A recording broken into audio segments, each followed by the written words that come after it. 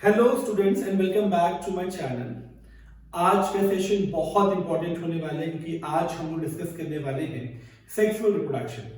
Sexual reproduction class 10th का वो part है जिसमें बोर्ड एग्जामिनेशन में क्वेश्चन आना मस्ट है। So without wasting the time let's start with the sexual reproduction topic. So sexual reproduction as a name suggest it requires, क्योंकि हम लोग इससे पहले वाले वीडियो में asexual and sexual reproduction discuss कर चुके हैं। तो सेक्सुअल रिप्रोडक्शन में एक चीज तो आपको पता ही है कि सेक्सुअल रिप्रोडक्शन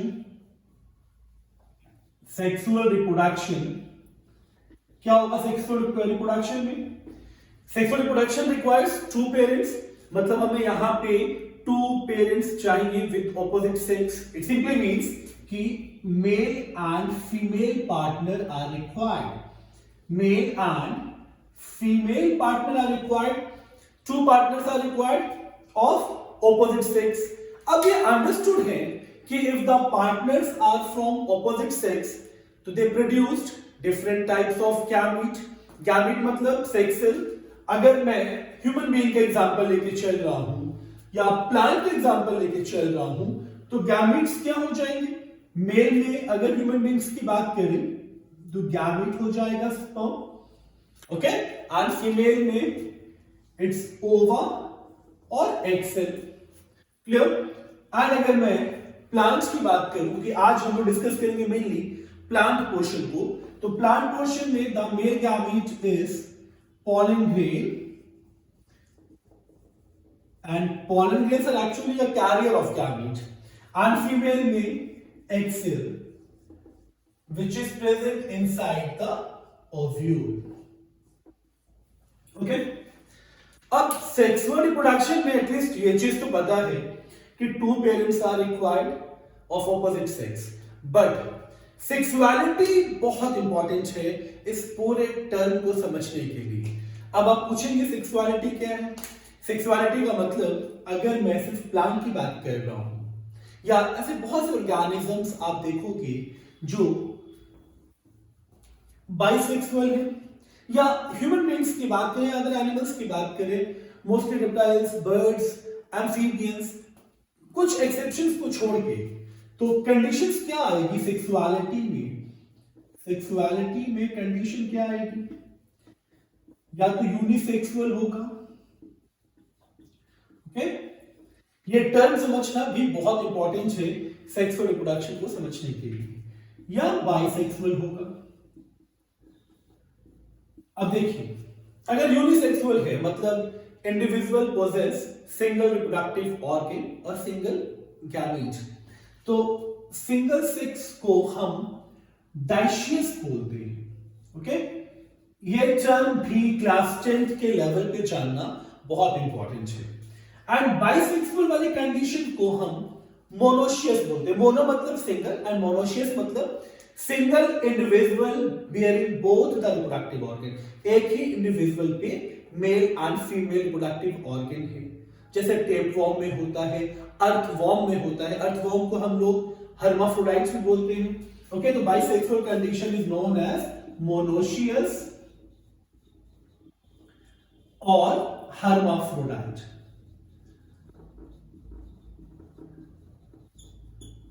ओके, तो these are the two conditions for the sexual reproduction. अब इस कंडीशन के बाद हम लोग क्या डिस्कस करेंगे, चाहे यूनिसेक्सुअल कंडीशन हो या बाइसेक्सुअल कंडीशन हो, इस कंडीशन से रिजल्ट क्या आएगा। सेक्सुअल रिप्रोडक्शन में एक चीज होना मस्ट है, that is fusion of gamete. Fusion of gamete, यहां पे हम लोग गैमेट डिस्कस कर चुके हैं, sperm and ova for the human beings, okay, for the human beings, and pollen grain and egg cell for the flower. अब समझना क्या है कि बोथ कंडीशन में गैमेट की मिक्सिंग तो होगी ही। फ्यूजन ऑफ गैमेट होगा जिसे हम फर्टिलाइजेशन बोलते हैं, एंड फ्यूजन ऑफ गैमेट और फर्टिलाइजेशन भी, because fertilization leads to the development of zygote। zygote मतलब offspring या न्यू इंडिविजुअल। तो इस फर्टिलाइजेशन में भी एक कंडीशन क्या है कि सेक्सुअल रिप्रोडक्शन में आप टू टाइप्स ऑफ फर्टिलाइजेशन देखते हो, एक external fertilisation and the second one is internal fertilisation. ये दोनों मोड भी फर्टिलाइजेशन के इंपॉर्टेंट है समझना class 10th point of view से। ओके, तो एक external fertilisation and the second one is internal fertilisation. खैर ज्यादा तो नहीं बट बहुत बेसिक मैं एक डिफरेंस बता दूं एक्सटर्नल एंड इंटरनल फर्टिलाइजेशन में। External fertilisation mostly takes place in amphibians and some fishes, और एक्सटर्नल फर्टिलाइजेशन नाम से ही समझ में आ रहा है कि फर्टिलाइजेशन या फ्यूजन ऑफ गैमीट बॉडी के बाहर होगा। तो fertilisation takes place outside the body of an organism and इसमें मोस्टली जो मीडियम है दैट मीडियम इज वाटर। तो fertilisation takes place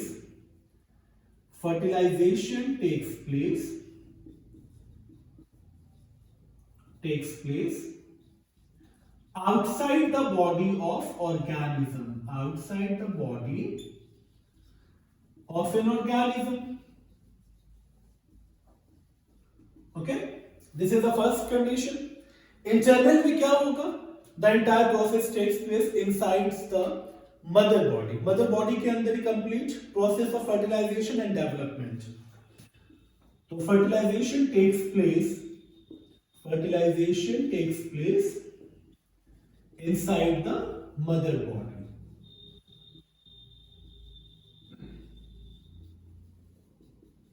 Inside the mother's body.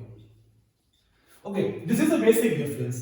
अब एक चीज आपको और याद रखनी है कि एक्सटर्नल फर्टिलाइजेशन में फर्टिलाइजेशन मीडियम मतलब आउटसाइड द बॉडी यानी मीडियम ऑफ वाटर में हुआ है एंड इंटरनल फर्टिलाइजेशन बॉडी के अंदर है। तो ये भी अंडरस्टूड है जो चांसेस ऑफ सर्वाइवल होंगे वो इंटरनल फर्टिलाइजेशन में ज्यादा होंगे क्योंकि जो जाइगोट है जो डेवलपिंग एम्ब्रियो है वो वेल नरिश्ड एंड प्रोटेक्टेड होगा inside the mother body. Okay, तो अब मैं चांसेस ऑफ सर्वाइवल की बात करूं, सेकंड पॉइंट जो हम डिस्कस करेंगे। ओके, तो एक्सटर्नल में क्या होगा? Chances of survival low, chances of survival जो होंगे वो लो होंगे एंड इंटरनल में क्या होगा? सर्वाइवल चांसेस इसमें हाई है एंड क्यों हाई है? क्योंकि अंडरस्टूड है कि जो डेवलपिंग एम्ब्रियो है डेवलपिंग एम्ब्रियो वो वेल नरिश्ड होगा, वेल नरिश्ड एंड प्रोटेक्टेड होगा, वेल नरिश्ड एंड प्रोटेक्टेड होगा inside the mother's body. Okay, अब थर्ड वन अगर मैं बात करूं सिर्फ एग्जांपल की तो एक्सटर्नल में amphibians and fishes are the example. तो एग्जांपल की अगर हम बात करें फॉर एक्सटर्नल तो amphibians and fishes are the example for external fertilisation and internal में आप एग्जांपल जो ऑब्जर्व करोगे almost birds, mammals, reptiles. Okay, तो मैमल्स,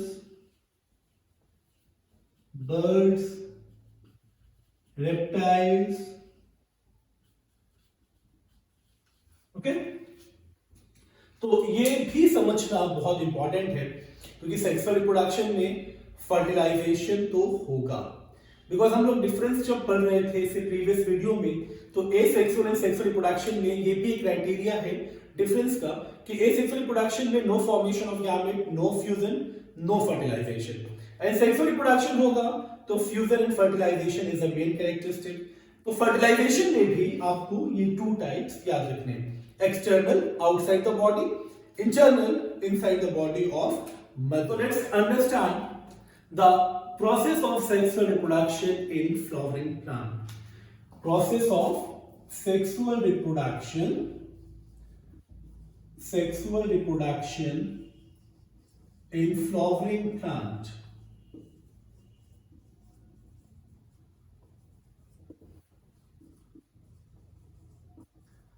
क्लास 9th में ये चीज तो आपने पढ़ी होगी किंगडम प्लांटे में कि 5 डिविजन्स हैं इन किंगडम प्लांटे। मैं सारे डिविजन्स को एक्सप्लेन नहीं करूंगा, बट स्टिल छोटा सा रिव्यू ले लेते हैं। Thallophyta, bryophyta, pteridophyta, gymnosperm and angiosperm. And जो लास्ट 2 मैंने नाम लिए ना, जिम्नोस्पर्म एंड एंजियोस्पर्म, इसका बेसिक डिफरेंस यही था। Angiosperm is characterised by the presence of flower. Okay, तो हम लोग एंजियोस्पर्म के बारे में बात करने वाले हैं। एंजियोस्पर्म के बारे में हम लोग बात करने वाले हैं। फ्लावरिंग प्लांट मतलब एंजियोस्पर्मिक प्लांट, ये आपको हमेशा याद रखना है। जितने भी फ्लावरिंग प्लांट है they all are angiospermic plant. तो जिम्नोस्पर्म एंड एंजियोस्पर्म का ये डिफरेंस भी था। खैर, इस प्रोसेस को समझने के लिए, सेक्सुअल रिप्रोडक्शन को समझने के लिए पहले आप फ्लावर के स्ट्रक्चर को समझ लो, उसके बाद प्रोसेस बहुत इजी लगेगा। ओके, तो फ्लावर में, क्योंकि एंजियोस्पर्मिक प्लांट में क्या होता है, फ्लावर को साइट फॉर सेक्सुअल रिप्रोडक्शन माना जाता है। तो फ्लावर को साइट फॉर सेक्सुअल रिप्रोडक्शन माना जाता है, site for sexual reproduction. Okay, और इस फ्लावर के कौन कौन से कंपोनेंट रिप्रोडक्शन में इन्वॉल्व है वो समझना इंपॉर्टेंट है। ओके, तो first of all the outermost whorl और the lowermost whorl। outermost and lowermost में क्यों बोल रहा हूं, क्योंकि जब फ्लावर को इनिशियल स्टेज पे आप देखते हो, जब वो एक स्मॉल बड के फॉर्म में होता है, कली की फॉर्म में होता है, तो जो आउटर कवरिंग होती है, आप रोज को देख लो, रोज में क्या होता है, जब रोज का डेवलपमेंट हो रहा होता है तो सबसे पहले एक स्मॉल बड की फॉर्म में, कली की फॉर्म में होता है वो। तो जो आउटर कवरिंग होती है बर्ड की या कली की, वो ग्रीनिश कवरिंग होती है, उस कवरिंग को बोलते हैं कैलिक्स। एंड जैसे ही फ्लावर का डेवलपमेंट होता है वो बॉटम पे शिफ्ट हो जाती है, तब यही कैलिक्स सेपल बन जाता है। ओके, तो ये जो कवरिंग है it is known as calyx.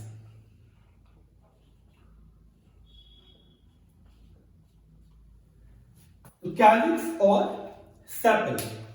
Then the second one, which is the most important part, क्योंकि ये जो पोर्शन आप देख रहे हो, floral leaf, it is known as corolla. Corolla और मेंबर ऑफ द कोरोला, यानी जब एक एक कोरोला सेपरेट हो जाएगा तब ये पेटल्स बन जाते हैं। अभी हम लोग इसके बारे में बहुत डिटेल में डिस्कस करने वाले हैं, तो पहले सिर्फ आपको पार्ट समझना है। तो calyx clear, corolla and petals भी clear. Okay, the third part जिसको मेल रिप्रोडक्टिव वर्ल बोला जाता है, ये 2। ओके, तो ये जो पार्ट आप देख रहे हो this is known as androecium. Androecium and androecium में भी ये जो sac like structure it is known as anther,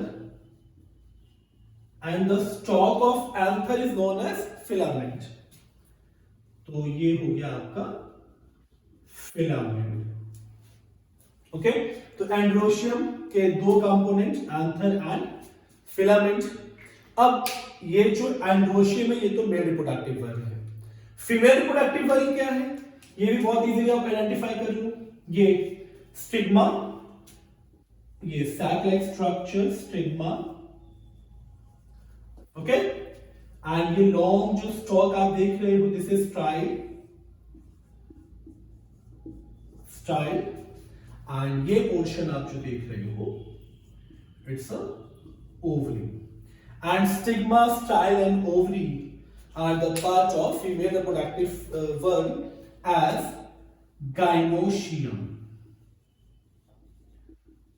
Gynoecium. So androecium represents the male part and gynoecium represents the female part.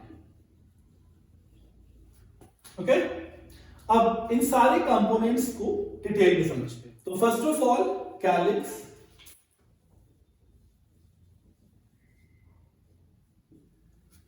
Calyx को मैं ऑलरेडी बता चुका हूं, it is outer most और द लोअर मोस्ट वर्ग of the flower. Outer most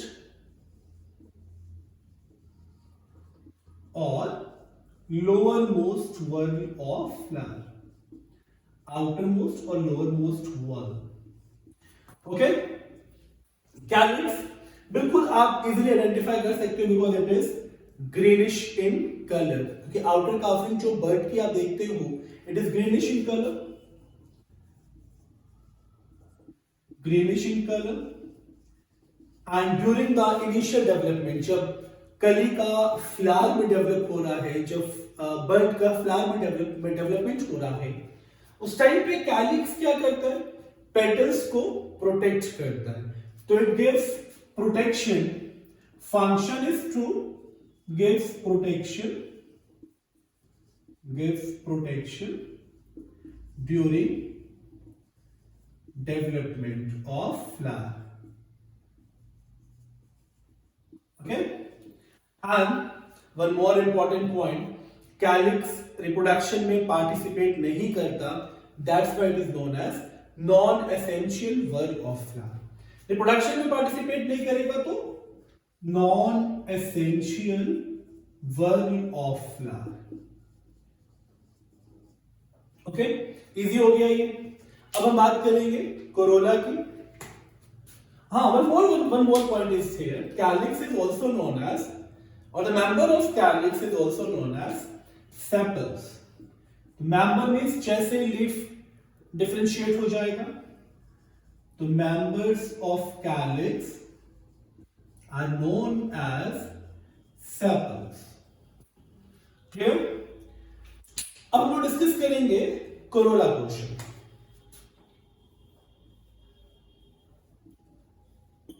Corolla यानी इस portion की बात हो रही.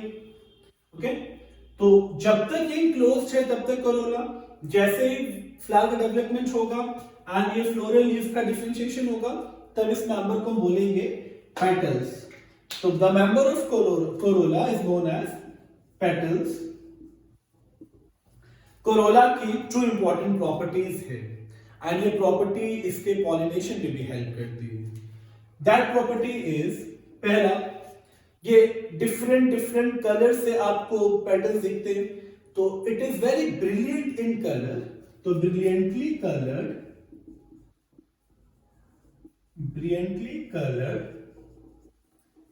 And highly fragrant. इसमें बहुत अच्छी फ्रेगनेंस भी आती है. हाईली फ्रेगनेंट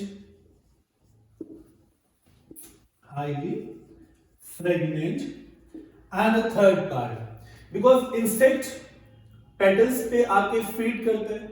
फीड क्यों करते हैं? क्योंकि पेटल्स में नेक्टर प्रेजेंट है एंड नेक्टर क्या है? Sweet sugary fluid. ओके, तो abundance of nectar, which is a sweet sugary fluid. Okay, तो corolla petals brilliantly colored, highly fragrant, and abundance of nectar. Nectar means sweet or sugary fluid. So this is the characteristic of corolla. अब हम लोग discuss करेंगे male reproductive वर्ग androecium. Androecium क्यों important है? क्योंकि calyx and Corolla भी non essential वर्ग है, क्योंकि रिप्रोडक्शन में वो पार्टिसिपेशन नहीं करता. तो मैं यहां पे एक मेंशन भी कर दे रहा हूं, नॉन एसेंशियल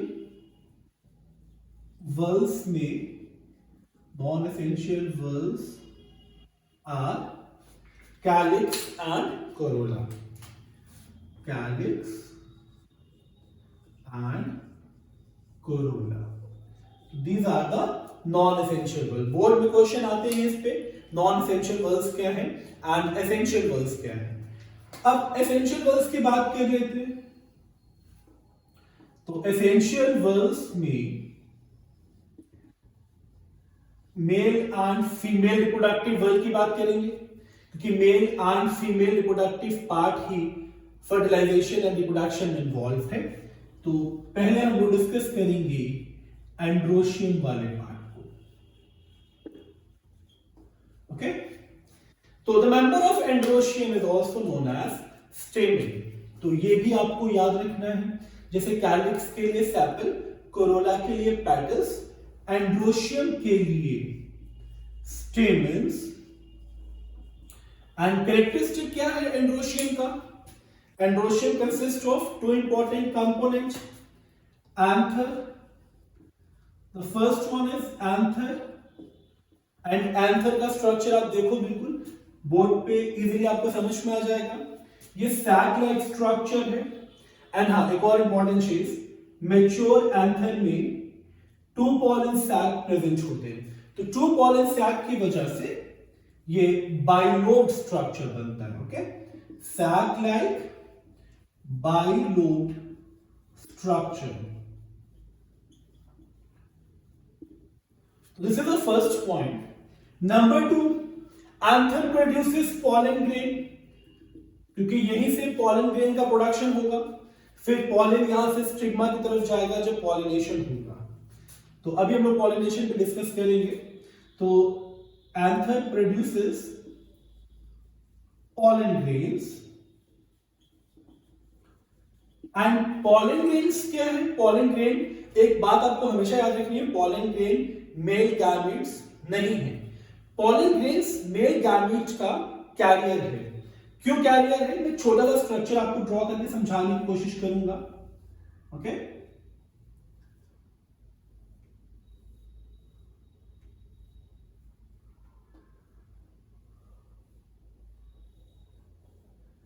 ये जो स्ट्रक्चर आप देख रहे हो, इस तरह से पॉलन का स्ट्रक्चर बनता है। तो ये जो टू सेल्स आप देख रहे हो ना, इसमें ये फर्स्ट है वेजिटेटिव सेल। वेजिटेटिव क्योंकि इसके पास फूड स्टोर होता है। तो वेजिटेटिव से फूड आपको याद रहेगा। एंड ये जो सेल है ये जनरेटिव है, एंड यही जनरेटिव सेल माइटोसिस से 2 में डिवाइड हो जाता है एंड तब ये मेल गैमीट का काम करेगा। ओके, तो generative act as male gamete. Okay, and ये चीज आपको बहुत अच्छे से याद रखनी है to understand what is actually male gamete in the flower portion. अब हम लोग अगर गाइनोशियम की बात कर रहे हैं, तो गाइनोशियम में क्या है?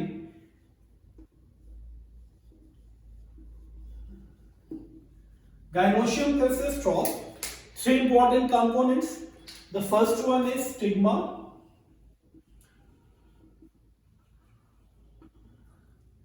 and stigma का नेचर क्या है? देखिए, स्टिग्मा भी सैक लाइक स्ट्रक्चर है, और स्टिग्मा का फंक्शन क्या है? ये एक स्टेज का काम करता है for the collection of pollen. देखिए, जब पॉलन यहाँ एंथर से लिबरेट होंगे तो ये स्टिग्मा पे रीच करेंगे। ओके, तो स्टिग्मा का काम क्या होगा? It act as a landing platform for the pollen grain. It act as landing platform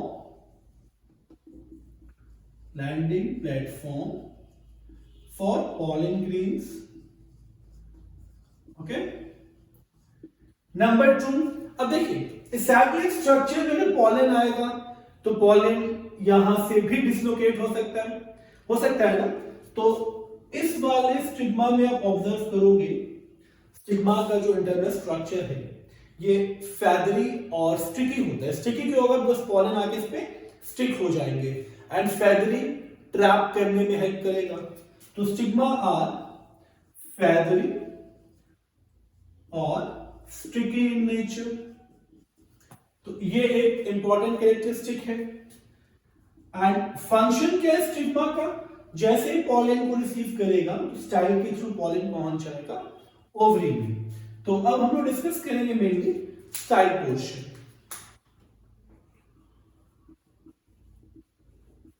style, अच्छा, what is the function of style? Mainly it connects the stigma with the ovary part. Okay, क्योंकि ये जो portion ovule का है, इसी ovule के अंदर embryo sac होता है और एम्ब्रियो सैक के अंदर एग सेल होता है। तो स्टाइल का जो मेजर फंक्शन है ये कनेक्ट करता है, okay, it connects the stigma with ovary, okay. तो बहुत स्पेसिफिक फंक्शन इसका सिर्फ यही है कि पॉलिन को ट्रांसफर करना फ्रॉम स्टिग्मा टू ओवरी। अब third part, the major part mainly, क्योंकि साइट ऑफ फर्टिलाइजेशन है ये ओवरी पार्ट। तो ओवरी का अगर मैं लोकेशन शो करूं, देखिए ये जो स्टॉक है फ्लावर का, इसको बोलते हैं पैडिसिल, जिससे आप एक फ्लावर को होल्ड करते हो, पकड़ते हो, तो ये जो स्टॉक है इसको बोलते हैं पैडिसिल, ओके। और पैडिसिल के जस्ट अबव ये जो बॉर्डर आप देख रहे हो, ये एक फ्लैशी पोर्शन है थैलेमस, और थैलेमस क्या करते हैं, थैलेमस इंक्लोज करता है ओवरी को, तो ये पोर्शन हो गया ओवरी का। And ovary stigma and style के नीचे है एंड स्वॉलन है, क्योंकि स्ट्रक्चर इसका बिल्कुल इलार्ज्ड या एक इलार्ज्ड सैक लाइक स्ट्रक्चर है। तो ओवरी को स्वॉलन एंड बेसल पार्ट बोला जाता है, okay, swollen and basal part. अगर मैं एक और कैरेक्टरिस्टिक की बात करूं तो ovary is the actual site for fertilisation, क्योंकि पॉलिन यहीं पे ट्रांसपोर्ट होगा, यहीं पे सिंगैमी यानी मिक्सिंग ऑफ गैमीट होगी एंड फर्टिलाइजेशन होगा। अभी हम लोग फर्टिलाइजेशन भी डिस्कस करेंगे। तो साइट ऑफ फर्टिलाइजेशन हो जाएगा ये, site of fertilisation. And one more important role of ovary, after fertilisation the ovule portion, क्योंकि ovule is present inside the ovary, तो ovule becomes seed and ovary becomes fruit. It's a very important point, क्योंकि ये भी आपसे board exam में पूछा जाता है। तो after fertilization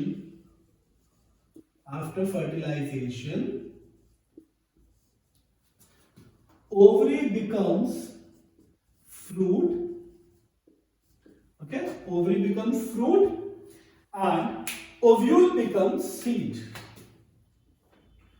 ovule becomes seed। तो ये आपको बहुत अच्छे से याद रखना है। तो this is all about the whorls of flower. अब हम लोग डिस्कस करेंगे पॉलिनेशन। पॉलिनेशन सबसे इंपॉर्टेंट इवेंट है sexual reproduction in flowering plant में, because pollination brings the male gamete towards the female and fertilisation takes place, okay. So the next part is pollination.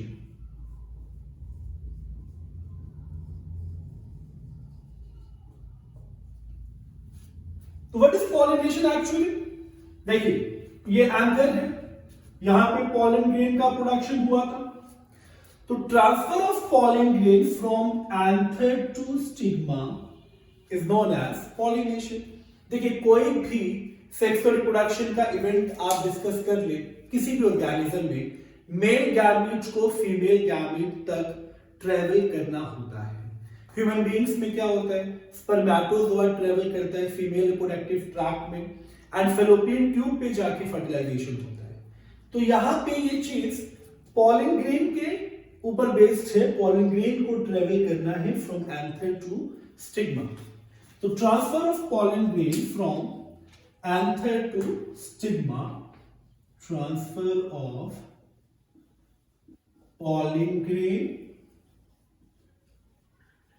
from anther to stigma, okay। now pollination भी two types में divided है और ये दोनों types बहुत important है। Types of pollination,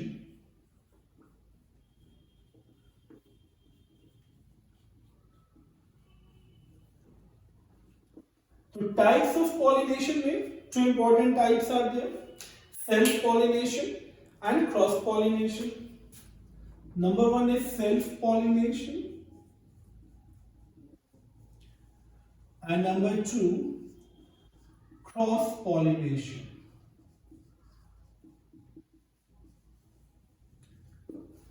अब difference क्या है सेल्फ एंड क्रॉस पॉलिनेशन में वो हम लोग समझेंगे. ओके, सेल्फ पॉलिनेशन में क्या है, पहली कंडीशन जो आपको बोर्ड पे विजिबल है, the transfer of pollen grain from anther to the stigma of the same flower.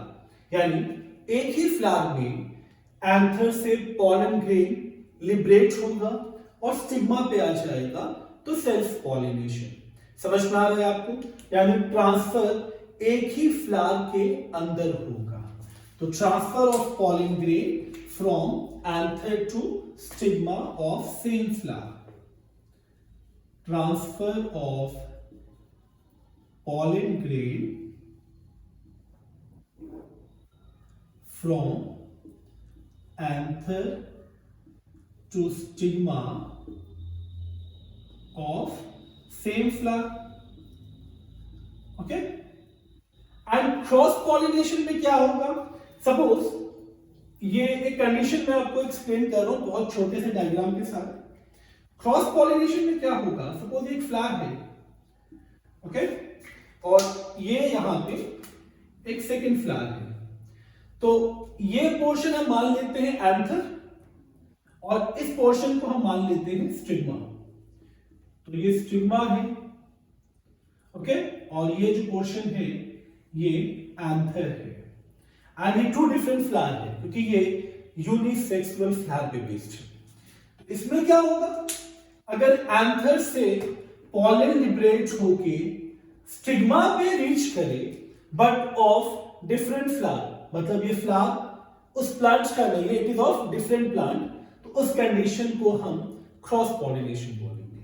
Okay, बात समझ में आ रही है ना, प्लांट डिफर कर रहा है, फ्लावर भी डिफर कर रहा है, तो उस कंडीशन को हम क्रॉस पॉलिनेशन बोलेंगे. तो transfer of pollen grain from anther to the stigma of different flower. Transfer of pollen grain from anther to stigma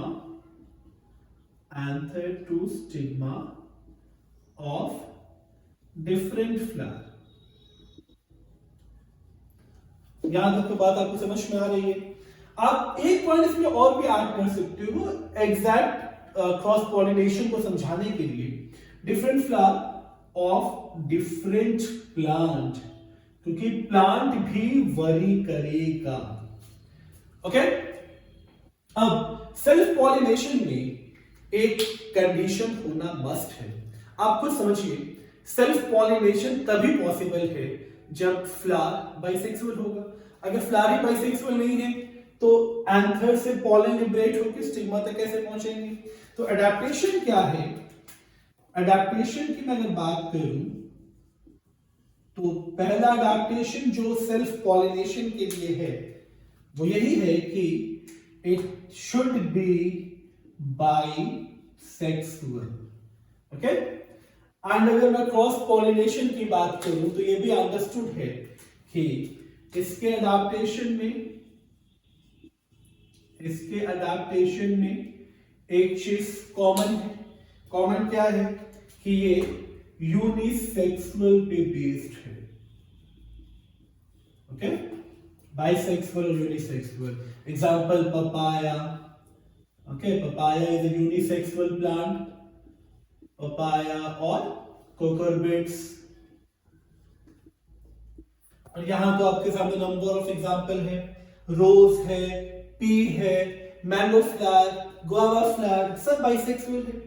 okay, तो ये कंडीशन आपको मेंशन करना है कि सेल्फ एंड क्रॉस पॉलिनेशन के लिए मैंडेटरी कंडीशन क्या है.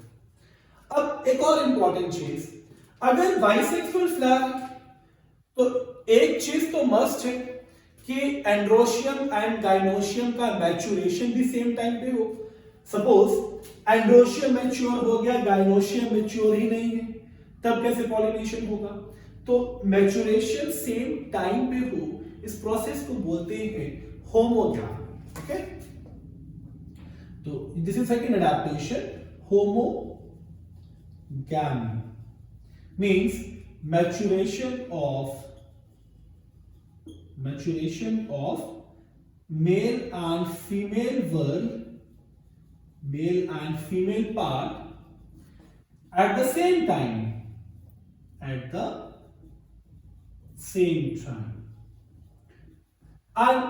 क्रॉस पॉलिनेशन में क्या होगा? अगर बाइसेक्सुअल फ्लावर भी है तब भी क्रॉस पॉलिनेशन हो सकता है। कैसे? सपोज गाइनोशियम यानी स्टिग्मा का पार्ट मैच्योर हो चुका है, एंड्रोशियम अभी मैच्योर नहीं है, बट स्टिल स्टिग्मा तो ओपन है, स्टिग्मा तो मैच्योर हो चुका है, ये तो पॉलन रिसीव कर सकता है किसी भी फ्लावर से। इस कंडीशन में इस प्रोसेस को जब कोई भी रिप्रोडक्टिव वेल पहले मैच्योर हो रहा है या दोनों का मैच्योरेशन डिफरेंट टाइम पे हो रहा है, उस कंडीशन को हम बोलते हैं डाइकोगैमी। ओके, तो dichogamy is the second condition. तो डाइकोगैमी में क्या होगा? Maturation at different times, maturation of male and female part, mail and female part at different time. Okay, तो इस तरह से आप सेल्फ एंड क्रॉस पॉलिनेशन को भी डिफरेंशिएट कर सकते हैं। अब हम लोग समझेंगे types of cross pollination.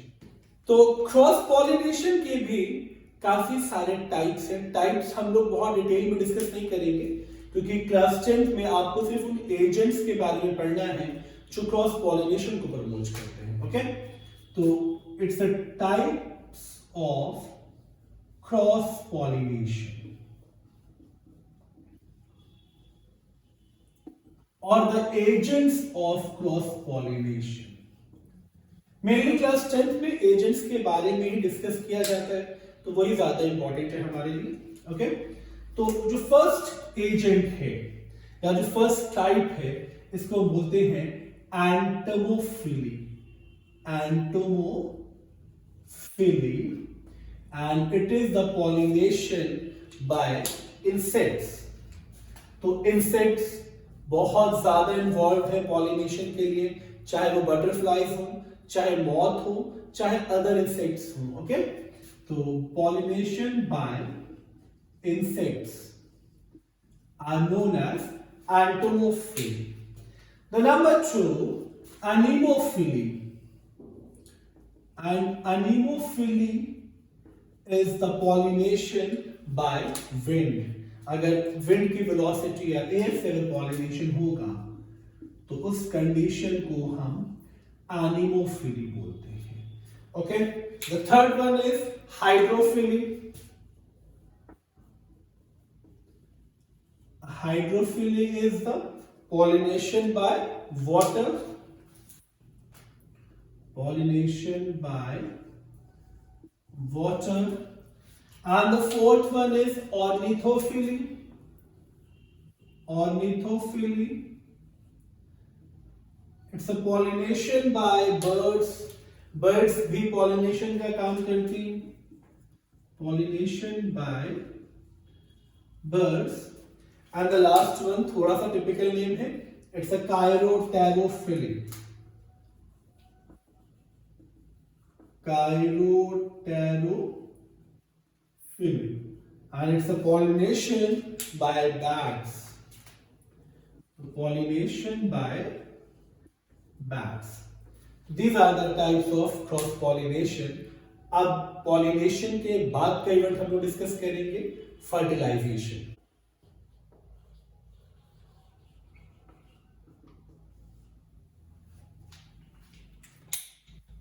Angiospermic plant में फर्टिलाइजेशन डबल फर्टिलाइजेशन की फॉर्म में आता है।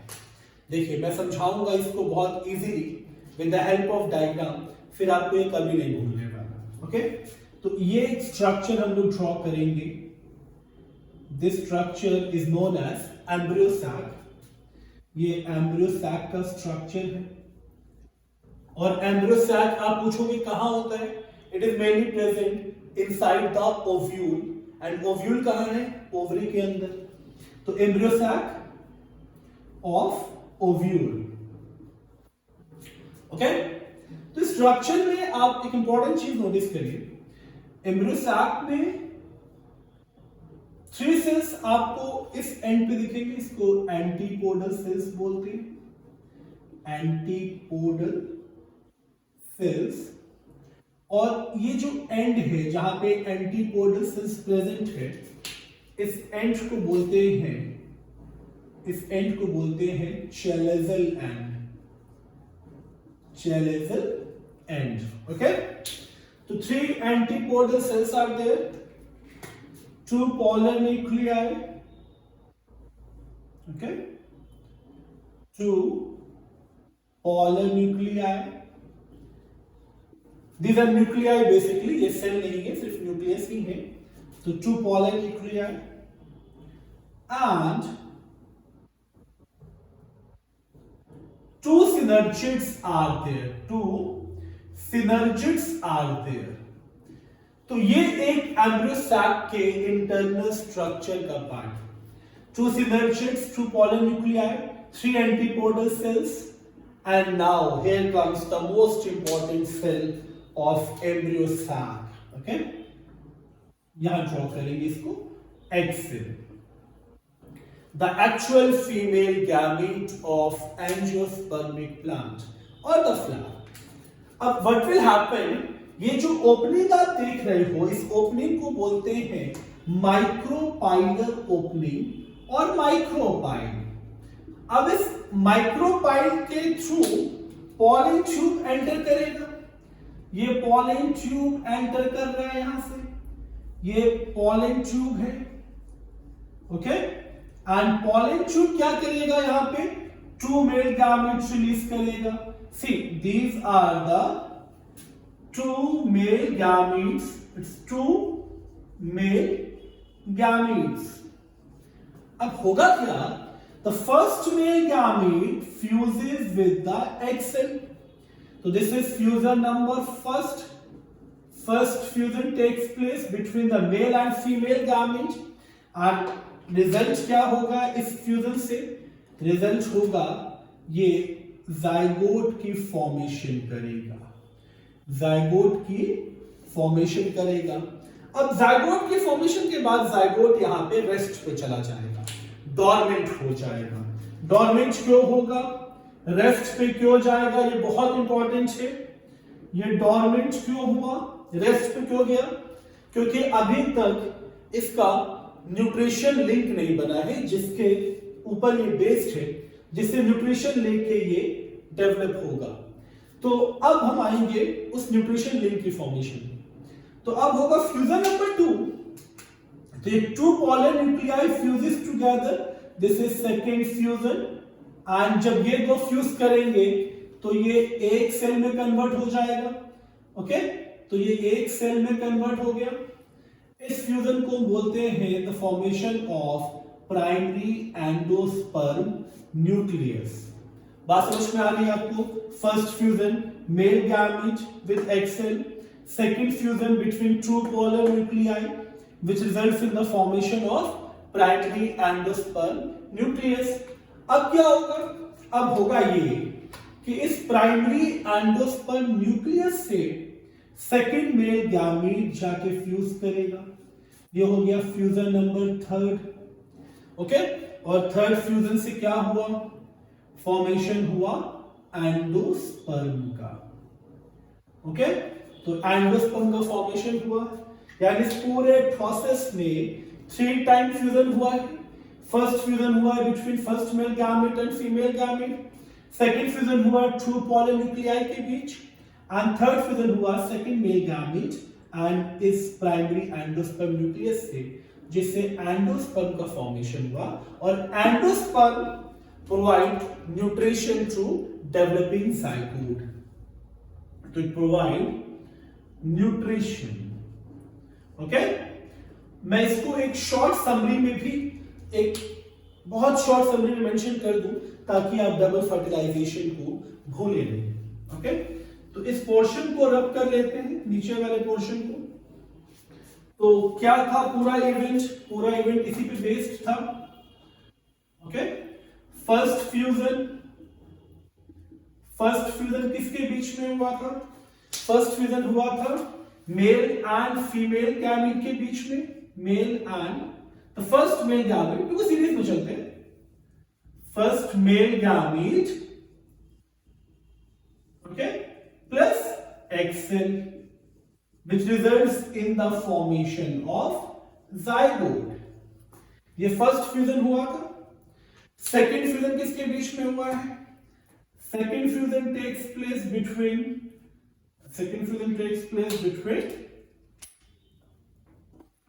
between two polar nuclei के बीच में हुआ।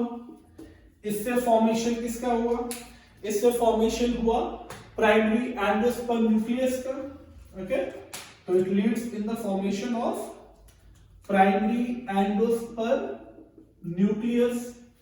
ओके, एंड थर्ड फ्यूजन किसके बीच में हुआ था? Third fusion takes place between the primary endosperm nucleus और एक मेल गैमेट बचा हुआ था। ओके, तो सेकेंड मेल गैमेट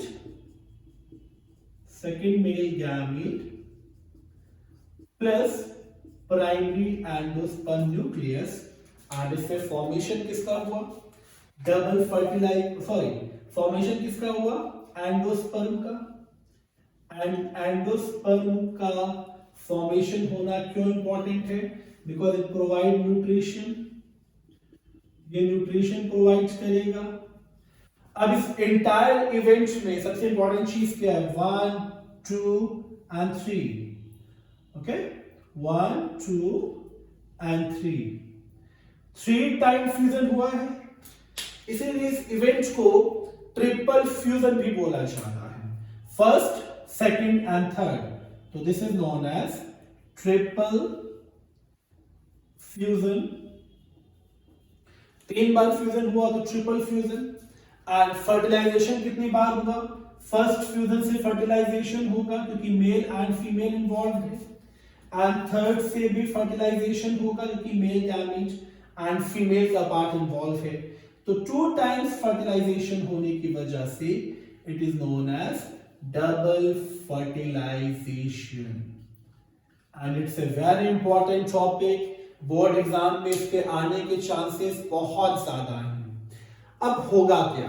फर्टिलाइजेशन तो हो गया, double fertilization and triple fusion की फॉर्म में। अब आएगा एक छोटा सा event, post fertilization event. Post fertilization event में क्या होगा? फर्टिलाइजेशन तो हो चुका है। जो फर्टिलाइजेशन हो चुका है इसका मतलब कि अब ना तो कैलिक्स की रिक्वायरमेंट है, ये भी फॉल कर जाएगा, ना कोरोला की रिक्वायरमेंट है, ये भी फॉल कर जाएगा। पॉलन तो ये सेंड कर ही चुका है, तो एंड्रोशियम की भी रिक्वायरमेंट नहीं है। स्टिग्मा का भी कोई काम नहीं है क्योंकि ये भी पॉलन को ओवरी में सेंड कर चुका है। स्टिग्मा का भी कोई काम नहीं है, ना स्टाइल का कोई काम है। सिर्फ और सिर्फ ओवरी का फंक्शन बचा हुआ है क्योंकि ओवरी के अंदर ही डबल फर्टिलाइजेशन हुआ है।